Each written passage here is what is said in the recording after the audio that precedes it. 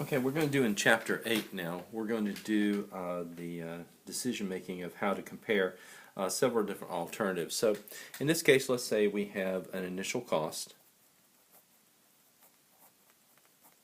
We also have an annual benefit.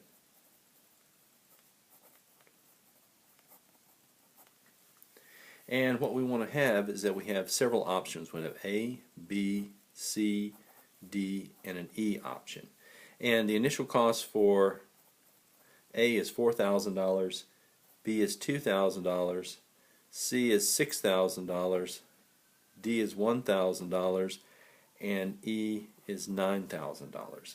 The benefits are $639, $410, $761 for C, $117 for D, and $785. Okay, and the very first one we need to do, we need to rearrange them in increasing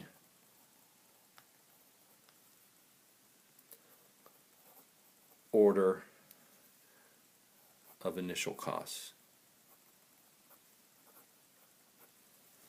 Okay, so what we want to look at is that we want to range, and then say also we have a MAR value for this problem of 10%. So we have to have a minimum attractive rate of return of at least 10% for it. So let's just see. In this case, they're all mutually exclusive. In other words, we pick one, but also we have the do nothing. So we have do nothing. Okay, and we have, so the do nothing, the initial cost, let's say the initial and benefit. So the do nothing is 0 and 0, isn't it? It doesn't cost us to buy it, and it's not going to give us any benefits for it. The very first one we look for is the smallest is D, which is 1,000 and 117. The next one we want to have is B, it's 2,000 and it is 410. The next one would be A, which is 4,000 and it is 639, and C is 6,000 and it's 761, and the final one is E with 9,000 and it's 785. So the very first thing we want to do is we want to compare the very first two, do nothing and D. Now remember, what we actually do is we take the highest initial cost value and subtract the lowest one. So in this case we have this one, which is D, which is D minus the do nothing. Okay, so we have the present worth, if we want to do that kind of analysis, is equal to 1,000 that we have here. So it's setting it equal to 0. It's a minus 1,000 that we have, plus 117, and that's going to find a P given an A at some kind of internal rate of return, and you can say D minus do nothing in this case, and it is over a 20, I think, year period in this case.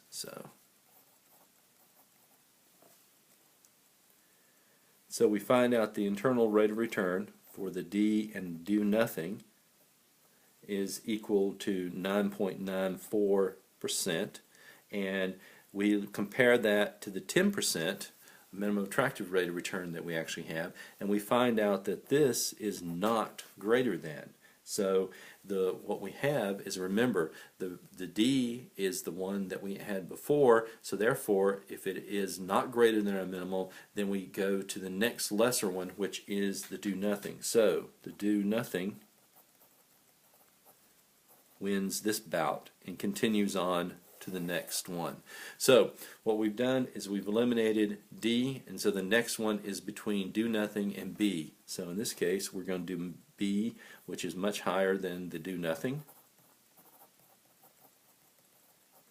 and the present worth of this one we set equal to 0, and we find that is a minus 2,000 plus 410, and we're going to find a P given an A at some kind of internal rate of return of B minus the do nothing, and again for 20 terms.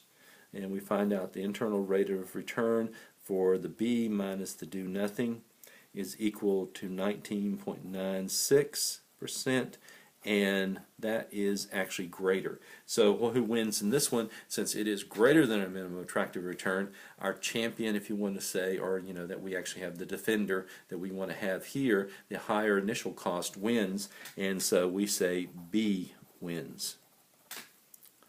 So we've eliminated do nothing in B and D. Now we're at B. The next one we compare is A. So again, we subtract A minus B. We do the present worth of A, which is the incremental, of course, of this one. And so what we have is that we can have, you can set it up like this. We have a minus, we have the 4,000. We're subtracting 2,000. And notice I just put a minus sign outside the whole thing because these is a minus 4,000 minus a minus 2,000. So whatever this term out is going to come out to be the negative number for it. And then we're going to add the 639 here minus the 410. And we're going to find the P given an A at the internal rate of return of an A minus B for 20 terms.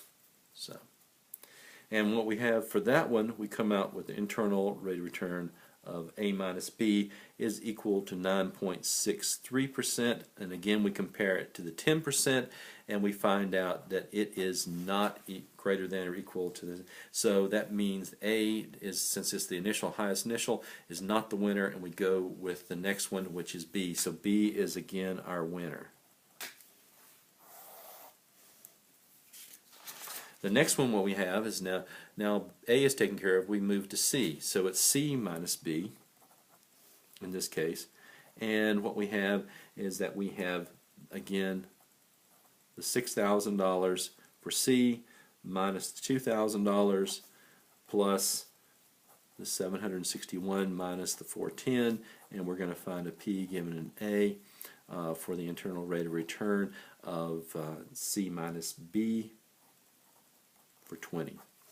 And then we find out the internal rate of return, or C minus B, is equivalent to 6.08%, and we're comparing it again to 10.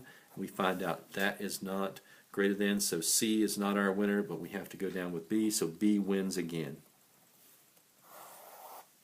So we are basically at the very last one. We've done all, so all is left is E versus B, and so it's E minus B. The present worth of that is equal to the minus 9,000 minus the 2,000 plus the 785 minus the 410, and we're going to find a P given an A internal rate of return of E minus B, which is 20.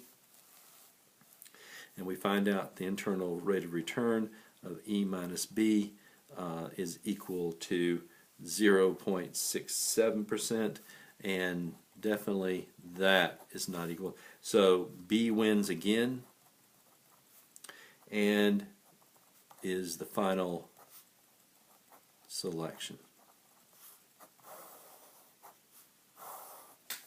So that's actually how you actually do the comparison for it and for doing it. So, and we'll talk about some other different alternatives a little bit later on in it.